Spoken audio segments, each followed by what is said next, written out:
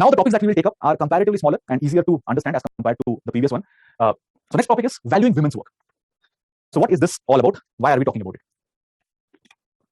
So which part of the syllabus this is concerned with? This is concerned with patriarchy, entitlement, sexual division of labor. Right? This is there in paper 1 and paper 2 also. There are some elements of it. So why are we discussing this? Last year, the Supreme Court emphasized that we need to find out some estimate of the monetary value of women's unpaid work. Supreme Court talked about it. Also, last year again, different state elections were there. Tamil Nadu, Assam, West Bengal, right? Multiple cases. There also, many states, they talked about many political parties who were running for elections. When they were canvassing, right, for the elections, they were saying that okay, we need to provide some form of compensation to women who are carrying out household work. Now, what is the meaning of this? See, in case of India, and not just India, world over, and specifically in India, women carry out different kinds of activity within the household. Some of them might be cooking, some of them might be cleaning, some of them will be taking care of the children, some of them will be doing all these things. So all women are working, but they are not getting paid. So generally, people ask, right, are you working to marry women? The question is wrong. Why? Definitely the female is working. Only thing that is not happening is she's not getting paid. So women are working, but they are not getting paid, and they're carrying out all these they're carrying out these caring work, care work basically. They're taking care of so many things. So what should be the policy approach to it? That if women are carrying out these activities and they're not being considered in the labor force, they're not having any social safeguards, whatever value they're putting in the economy that is not being calculated somewhere, what needs to be done about it? So that's the reason some of these political parties in these state elections mentioned that we need to think of the value of work that they're contributing, and maybe we'll give them some compensation. Some per month, some sort of income should be provided to women. So that is the background to this. Now let's look at some data points here. There was one survey carried out in 2019. According to the survey, in India, women and girls, on an average per day, spend more than 7 hours on different kind of domestic and caregiving work. More than 7 hours, maybe cooking, maybe cleaning, multiple things. Men spend just 3 hours. So women are spending like more than double the time that men spend per day. So there's an average that they found out. Also, 33 or less than 33% of men participate in domestic work. While in case of women, it is 75%, more than 75%. So women are the ones who are contributing to domestic work. They're contributing more time to domestic work. Economic Survey of India, it finds out that whatever labor, whatever efforts that women put, for 84% of that, they don't get paid. If women are working for 100 hours, for 16 hours they will get paid. For 84 hours, they will not get paid. For women, it is opposite. For men, it is opposite. If men are working for 100 hours, for 80 hours they will get paid. For 20 hours, they will not get paid. Right? So that is something which is kind of alarming. So women are working, but they're not compensated for that. And you can connect all these things with feminization of poverty. Women work, they don't get paid, they are poor. So if you look at the number of poor people, significant number of them will be women. So is there any policies that we have right now for women for compensating for whatever domestic work that they are doing and they're not getting paid? Does the state do anything? Does the government do anything? At present, we do not have any such policies. There is no policy which compensates. See, if I'm going and working somewhere, let's say I'm working with Infosys or Microsoft or somewhere. So whatever labor I put, I get money for that. Right? I get compensated for that. But whatever efforts women put within household, they don't get any returns on that. They're not compensated for that. But some states, they do have some form of income support, but it is not exact compensation. Right? If the female is working for 8 hours and she should be paid for 8 hours, if she's working for 4 hours, she should be paid for 4 hours. Those kind of things are not there. They have some income support. What kind of income support? So usually these policies will say that since the prices have increased, right, we are trying to support females within the household. Since the expense on health and education is increasing, we will support women for that. And we'll give you some amount of money every month. Goa has one scheme, Green Aadhaar. Assam has one scheme, or another scheme. So these are policies which are kind of income support, but they're not exactly compensating for the unpaid labor that women provide. So now the question is, let's assume a scenario. In fact, I'll just not go to this. Let's say the government or the state government or the union government comes up with a policy by which they will pay women for the unpaid work, the work that was not getting recognized, they were not getting paid anything. If the government says we'll start paying women for that, what will happen? Now I will give you 30 seconds and you can put it in the chat box. What do you think will be the implication of this? Let's say women will be paid by the government for their unpaid labor, unrecognized labor right now. What will happen as a result of it? What will be the implications? You can put it in the chat box. You can take 30 seconds maybe. Yeah, don't refer to the handout. This is a surprise thing. So that's why I'm asking. I want to analyze what will happen if government pays women for household work. Yatindra says good for domestic economy, but revenue load on the government side.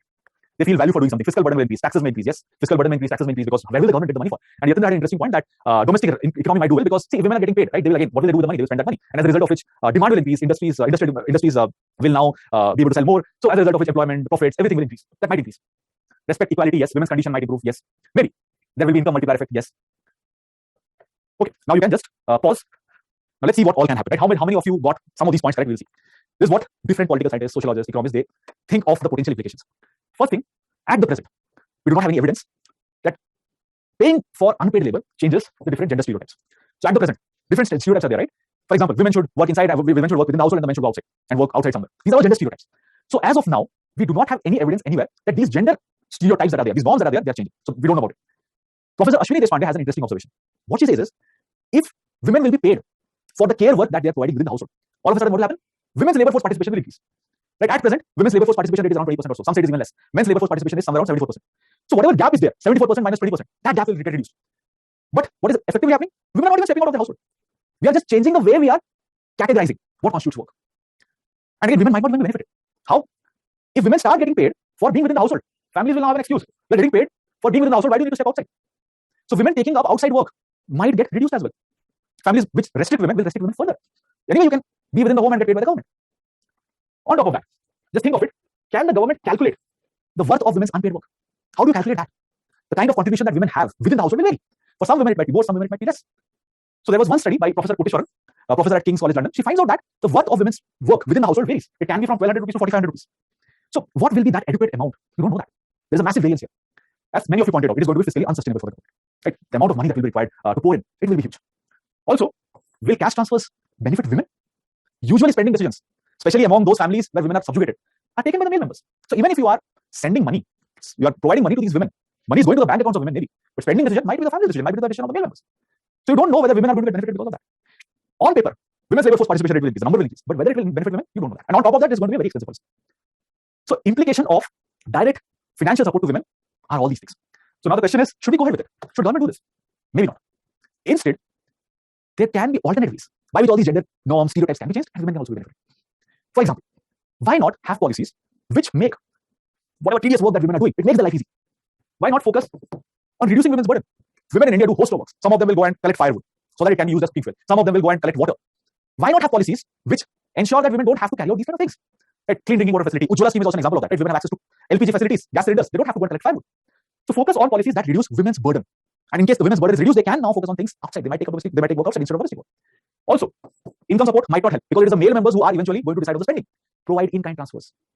For example, washing machine, other subsidized transport, these things might benefit more women more because money can again go to someone else. Female's account it will be going to, but it will be spent somewhere else. But something like washing machine and other things, which is reducing women's burden and it is helping the women. So it is directly helping women. There can be incentives for men to carry out more domestic work. Some countries worldwide, they have implemented policies like this, which are not income support for women, but they have tried to reduce the burden of women. For example, what Belgium does is it gives vouchers to households, and with the help of that voucher, they can hire domestic help from registered agencies who will carry out different domestic activities, like cleaning, taking care of child and other things. Finland, Sweden, Denmark, they also do similar things. What they do, they provide tax breaks, tax incentives. If people hire domestic help from different kinds of registered agencies. It's indirectly what is happening. Females are not carrying out all these domestic household work. Someone else is carrying all these things, and women are now participating outside the workforce, which can be easily calculated, and they're contributing to the economy as per their qualifications. So these can be some alternative policies as compared to just providing some form of income support to women, which might not benefit them, which might not help them as much. Right? So maybe you can think along these lines. Right? Direct financial transfer or direct cash transfer might not help as much. Now this is something that I wanted to show you. So this is like one of those initial washing machines. Why I'm showing you this is, before washing machine was invented, right, women used to spend a lot of time in washing the clothes of the entire household. Usually it was the women who used to do that. Again, gender stereotypes, sexual division of labor, men used to go and work outside. But because of invention of washing machine, because of mass scale production of washing machine, because of marketing of washing machines, women's drudgery reduced massively. In fact, there is a very good study on this. You can refer to the study. It is not just washing machine. The different appliances that we use nowadays, at some point of time, these appliances were not there. But as these appliances became common, they all became it was affordable for everyone to purchase these appliances. It might be a washing machine, it might be a fridge, etc. Mixer grinder, for example. All these things liberated women. All these things led to more women participating in the workforce. Just imagine a scenario where the female is washing clothes the entire day. Or imagine a scenario where the female has to cook multiple times a day because the food that has been cooked is becoming stale, and you don't have the food that you have cooked will become stale, or it will become rotten because you don't have a fridge. So because of all these appliances, women got liberated. Women's participation in the workforce increased because now they have more time, and some of these activities the appliances are doing now. Right, so this is a very interesting paper, an interesting article. You can just search for it. How the appliances moved more women into the workforce. This is a study of US, but again, it's equally applicable in India. So this is about valuing women's work. The next topic is patterns of marriage dissolution in India. Now, what we will do here is we will look at how kinship patterns are there in India. Again, I'll give you a contrasting picture between kinship patterns in India, contrasting picture between North and South India.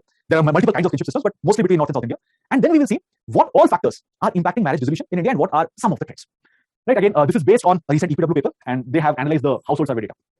So before we enter into it, I just wanted to show this image, and I'm hiding the name intentionally. Can you tell me? Can you just point out who is this lady? You can put it in the chat box. Person who has extensively studied kinship systems in India, that is the Hindia. Right? So if it is visible, sorry. So can you just put it in the chat box who this lady will be? One of the prominent sociologists, anthropologists in India, who has extensively studied Indian kinship patterns. You can put it in the chat box. We'll see how many of you get it right. How many of you are actually revising things that we have discussed in the past.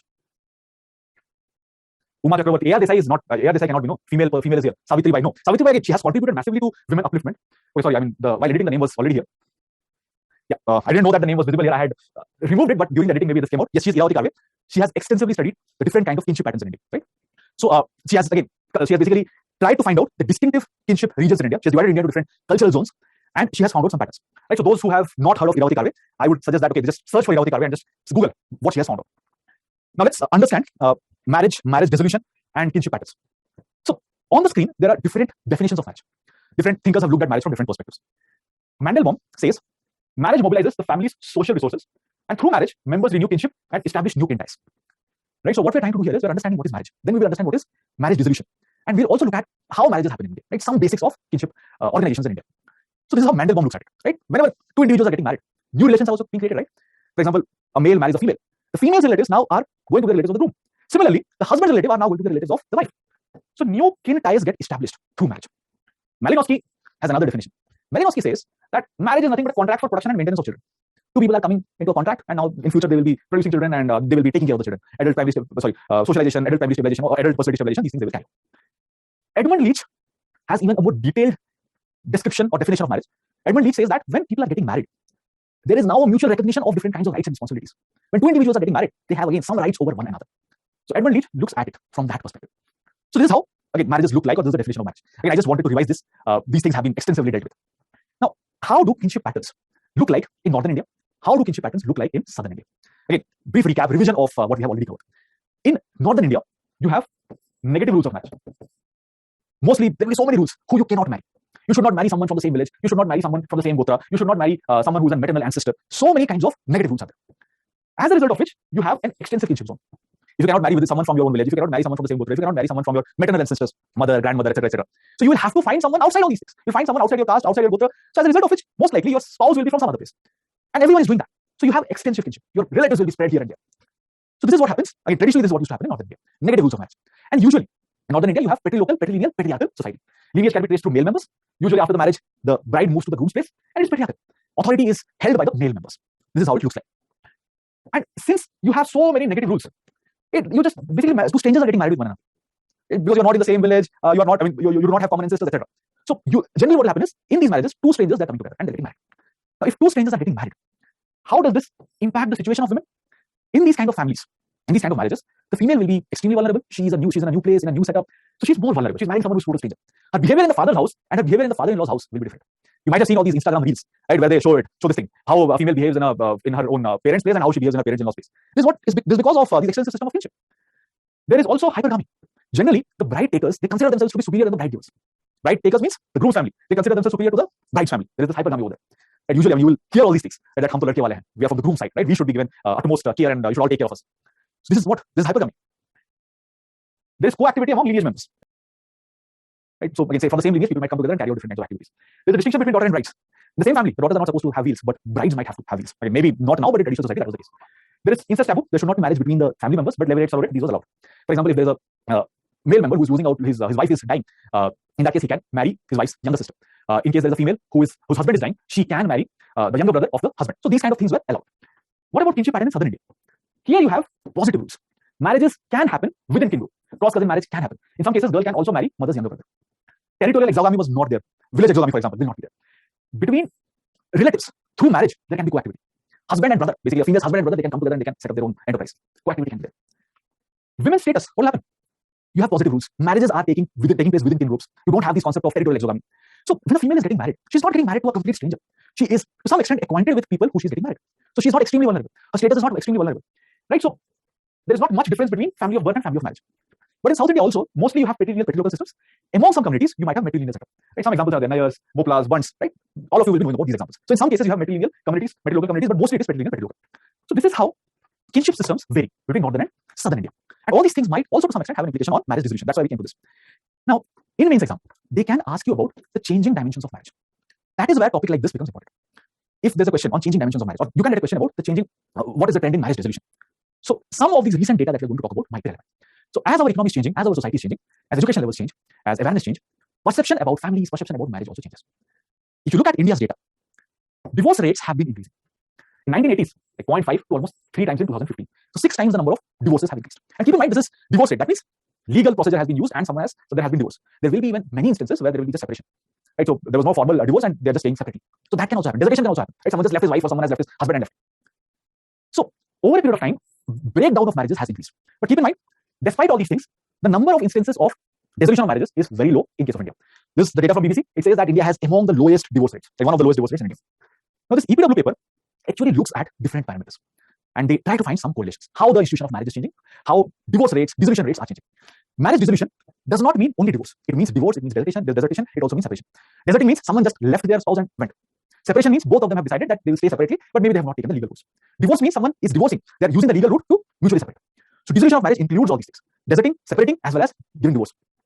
Now, the data finds out that the age at marriage has increased in the last 40 years. So in the last 4 decades, the age at which Indians are entering into the institution of marriage, it has increased by 3 years. I'll just take 10 more minutes in case you are being impatient. I'm informing beforehand. I took some more time when we talked about the caste thing. So we'll just increase our discussion by 10 more minutes. The next topic is only about concepts. So again, we'll try to have it as quick as possible. So 10 more minutes we'll have the discussion, then I'll take the questions. So what they're finding is age at which people are entering into the institution of marriage, that has increased by almost 3 years. And throughout India, there has been this increase. And this increase is maximum in Northeast. So in Northeastern part of India, females get married at a very higher age, and then it is in southern parts of India.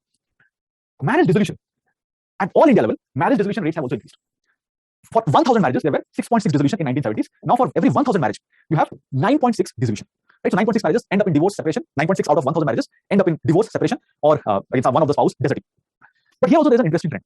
In northeastern part of India, the marriage dissolution rate is 5 times that of northern parts of India. In southern part of India, western part of India, here also the marriage dissolution rate is high. And there is a correlation between age at marriage and marriage dissolution rates. So those places where age of entering into marriage is higher, marriage dissolution rates are also higher.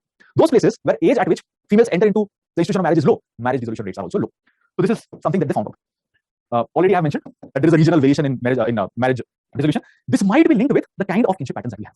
Right? Might be linked with the different kinds of socio-cultural practices associated with different regions. Right? In India, there are different regions. The northern region will have certain kinds of kinship practices. Southern region will have certain kinds of kinship practices. Maybe the dissolution rates are linked with that. What about education? Usually we think that marriage dissolution rates will increase with education, but they did not find any such trend here. What they found was those who are having less literacy rates and those who are having high literacy rates, among them the marriage dissolution rate is less. Those who are just high school educated, among them marriage dissolution rate was high. So they could not find any clear reason for this. Place of residence. In urban areas, marriage dissolution rates are higher. Economic status. Women of low economic status and women from affluent sections, there is a stark difference. Those women who are from the affluent sections, among them you usually have divorce. But among the low economic sections, you will usually have desertion or separating. Right? So those who are from the affluent sections, divorce is there. Those who are from the low economic sections, either separation or there is deserting. Now, what could be the reason for this? Maybe accessing these legal services is expensive. Maybe having awareness of the legal mechanisms, something which not everyone has. Affluent sections can have that. Right? So financial status, knowledge, awareness, maybe that is the deciding factor, and it leads to a situation where women from the lower women or people from the lower economic section are not able to go for divorce. Rather, they will go for separation or deserting. When it comes to religion, among Christians, marriage dissolution rate is high, and those who are poor, marriage dissolution rates are high as compared to those who are non-poor. So these are some findings about marriage dissolution. So how it varies with your economic status. Education, as per the data, as per the study, did not find much bearing. How with different regions, marriage dissolution rate varies, and how with age at which someone is entering into the institution of marriage decides marriage dissolution rate. Or maybe there is some correlation over there. Most likely, women who are entering into the institution of marriage at a higher age level, right? They might be more independent, right? So they are taking more independent stand. And in case they don't think the relationship is worth it, they will step out. While women who are entering the institution of marriage at a younger age, right? Maybe they themselves would not have wanted to enter into the institution of marriage. Maybe they are entering into the institution of marriage because of different kinds of social factors, social pressures. Now it is also equally difficult for them to move out of the institution of marriage if they are not really enjoying the institution of marriage, or if they don't think it is conducive for them, because they are again impacted by the different kinds of social factors. So last topic, kind of recap, or I just want to discuss this because I thought every session we should talk about some concepts which are kind of relevant from the exam perspective. Is usually asked, has been asked multiple times. Is the concept of division of labor. Now, division of labor is something which is extensively covered by Durkheim, but Marx also talks about it. So what do we mean by division of labor? What is the interpretation of division of labor by Durkheim, and how does Marx think of it? And what are some of the interpretation by classical economists and other economists? That is something we'll just talk about briefly in 5 minutes or so. So what is division of labor? The most basic thing, in the society, different activities are carried out. But how the different activities are divided among members, that is division of labor. For example, if I have to, let's say tomorrow morning, right? Tomorrow is Sunday morning, I want to have a good breakfast. Maybe I want to have chole bhature. Let's assume that. Now, I want to have chole bhature, but imagine how that plate of chole bhature will come to my table. How will I be able to consume that? And I know it's 10:30, many of you will be hungry and it's not right to give examples of food, but I just give you an example of chole bhature to help you understand division of labor. Maybe tomorrow I'll have it, maybe a cook will come and prepare it. So cook is preparing it. But think of it, think of the constituents of it. There will be some maida involved, maida will be used, chole will be used, so many things will be used, different ingredients. So all these ingredients, maybe I have procured it using, let's say, Big Basket, some app. So there is someone who is running Big Basket. There are different people who are operating the godowns of Big Basket. There is someone who is going to deliver the thing from the outlet of Big Basket to my place. Go one step back. There would have been so many people who would have been involved in the cultivation of all these ingredients. Someone would have cultivated wheat. Someone would have cultivated those chickpeas. Someone would have cultivated the haldi and chilies for that. And then someone would have transported all these things. Someone would have processed these things. Haldi would be grinded to this powder form. So there are so many things involved. And eventually I am able to enjoy that chole bhature. I will be able to enjoy that chole bhature tomorrow morning. So food system. So many people are involved. And it is not just food system. Manufacturing of something. It is not an easy task. So many parts are there. So many small tasks are there. So many people are involved in this entire process of, let's say, manufacturing this pen or this remote. So different people are assigned different tasks. They are carrying out these tasks. This is called division of labor. Now, different interpretations are there of division of labor. classical economists, Adam Smith, Ricardo, they looked at it from an economic perspective. They're saying that if the same task is divided into small tasks and different individuals are responsible for different tasks, that particular activity will be done quicker, it will be more efficient, it will be cheaper, and you will be able to produce more. So efficiency, productivity, prosperity, from that perspective, economists look at it. Neoclassical economists, that means the new economists, they also talk about division of labor. They're talking about international division of labor. They're saying that certain countries are good at manufacturing something, some other countries are good at manufacturing something. So whoever is good at manufacturing that, a particular community, they should focus on that, and the other countries, whoever is good at manufacturing something else, they should focus on that. For example, let's say China is good at producing oranges, India is good at producing apples. India should produce apples, China should produce oranges, and they should exchange it. So international division of labor, they're talking about. Now this is something that I wanted to show you. This is what Adam Smith mentioned. He's saying that division of labor increases prosperity. He says that if the task of manufacturing a pin is divided into small tasks, if you have to produce a pin, but that thing, the process of manufacturing the pin is divided into small tasks, and it is distributed among 10 different workers, right? If you divide it into 18 tasks and give it to 10 different workers, you are going to produce 48,000 pins per day. But if you are giving the task of producing pin to one worker, then that worker will not be even able to produce one pin per day. So if someone does all the thing that is required in the production of a pin, that person will be able to produce one pin. But if one person specializes in a particular task, another person specializes in another task, and they all come together, 48,000 pins can be produced. So this image is actually from that pin producing factory. You have again different workers, they're all doing different set of things, right? So this is how economists look at it. Now Durkheim had a different perspective. Durkheim is saying that you are all looking at productivity, you are looking at production, you are looking at cost, you are looking at efficiency. But who are all involved in the process? It is people who are involved in the process. So whenever there is division of labor, people get impacted. Whenever there is division of labor, society gets impacted. So we should look at the impact of division of labor on societies. In fact, we should try to classify societies on the basis of division of labor. In some societies, you will have more division of labor. In some societies, you will have less division of labor. So this is what Durkheim talks about. And he now classifies societies. So some societies are societies which have low division of labor. Small societies. In small societies, the number of people is less, right? So more material and moral density. Material density means the population of society. Moral density means the density of population of society. Right? So small societies, the size of population is less, the density of population is less. The number of interaction between people is less. In these small societies, the needs are not complex. The needs of the societies can be easily met. You don't need all these complex division of labor. One individual can do everything. Think of the agrarian societies. What happens in agrarian societies? The same individual is cultivating, the same individual is taking care of the family, the same individual or the same family, whatever they're cultivating, they're consuming it. Right? So everything the family does, and they're all engaged in agriculture. There's not much dependence between this family and other families. Everyone is same. In these societies, the small societies, division of labor is very minimal. Low division of labor is there. But how will the societies be held together? If everyone knows everything, right? Everyone is independent. How will the society be held together? The society is held together by likeness, right? The members have to think same. There has to be some form of value consensus. So everyone in the society should have similar kind of values. So these societies, the conscience collective is very strong. In fact, if someone deviates from the conscience collective, they're heavily punished. Individualism is something which is not respected here. So everyone has to follow the existing values. If they're not following, there will be different kind of punishment. Punitive treatment is there. As the societies become large, what will happen? The needs of the society will become more. The size of the society is more. The density of population is more. The interaction between members is more. To meet the needs of the society, you now need specialization. There has to be complex division of labor. Different people have to specialize in different kind of activities. But each individual is not able to do everything. For example, look at present societies, right? Urban areas. Right? I am a teacher, someone else is a cab driver, someone else is a shopkeeper, someone is a lawyer, someone is an engineer. So each of them are good at their own things. Doctor is good at his own work. But the doctor cannot go and start cultivating crops, right? If he starts cultivating crops, he will not be able to see patients. An engineer might be good at his work, but he cannot see patients. So everyone is good at his own work. They're all specialized.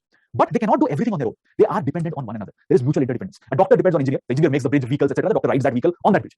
Shopkeeper sells products. The doctor and engineer go and purchase the products for the shopkeeper. The shopkeeper is dependent on the farmers because he's getting the products from the farmers. So there is mutual interdependence. There is what is called as organic solidarity. So in modern societies, in larger societies, there is high division of labor. There is interdependence, as a result of which there is organic solidarity. And in these societies, the conscience collective is not strong. Everyone is different from one another. Right? Everyone need not be same as others. There is space for individualism. There is space for autonomy. In case someone is deviating from the broader norms of the society, you will have some punishment, but it will be more restitutive. You're trying to undo the damage. So different levels of division of labor can be there in different types of society. So in large societies, you have high division of labor, you have organic solidarity. In smaller societies, you have low division of labor, you have mechanical solidarity through likeness. Right? Everyone has to think alike. Now, one question for Durkheim at that point of time was, see, right now you are in French society, people started asking him, and you're saying that as we move towards industrialization and other things, as we move towards modernization, there will be high division of labor, there will be organic solidarity. But people started questioning him. Right now, French society has so much of turbulence. So how can you say that everyone is united here? How can you say that there is solidarity here? So now Durkheim started rethinking about it. Now Durkheim says that normally there should be division of labor and normally it will lead to solidarity. But there can be situations where this division of labor need not lead to solidarity. And he says that there can be three such scenarios. One is, if there are no norms, there is valuelessness. In that case, whatever division of labor is there, it need not lead to solidarity. If there is no common value consensus, if there is no regulation. The second situation is if there is forced division of labor. Different people are carrying out different activities, but then there are some people who don't want to carry out that activity. You're forcing them to carry out these activities. For example, there might be a situation where certain people are employing certain people as slaves and they're asking them to carry out different activities. They don't want to carry out that activities. They don't have any freedom. They want independence. Right? So that is an example of forced division of labor. Obviously, it will not lead to solidarity between those who are the slaves and the slave owners. Another situation is if there is not much coordination. Right? If there is not coordination between the different people who are providing different labors, it also will lead to a situation where you are not having solidarity. So division of labor need not necessarily lead to solidarity. There can be some variance to it. So this is how Durkheim talked about division of labor. And what is Marx's concept, notion of division of labor? Durkheim says division of labor leads to solidarity. Marx does not agree with it. Marx says division of labor is something which is not leading to cooperation, coexistence. It is creating unequal relationship. It leads to dehumanization of workers. It leads to alienation, right? So he does not agree with this, right? So he says that there are some people who are the capitalists, there are some people who are the laborers. Among them, again, they're all carrying out different activities. It leads to alienation. No one has the larger picture. People get alienated from the products. They get alienated from the process of production. It leads to dehumanization. This is what Marx talks about, right? So it's not about solidarity, rather the opposite. In fact, we'll talk about alienation in the next session. So we can build up from here, right? How he thinks of it. Now, the last thing here, what kind of questions you can get? You can get direct questions here, right? What is division of labor? How Durkheim's view of division of labor and Marx's view of division of labor, they are different from one another. What is anomic division of labor? What is pathological division of labor? You can get short notes on that, right? So direct questions generally you get from division of labor. So that's the reason I just wanted to recap all these things. So with this we will conclude. I'm really sorry for delaying some of these things. We'll wrap it up for today, and next time we will do better. Thank you.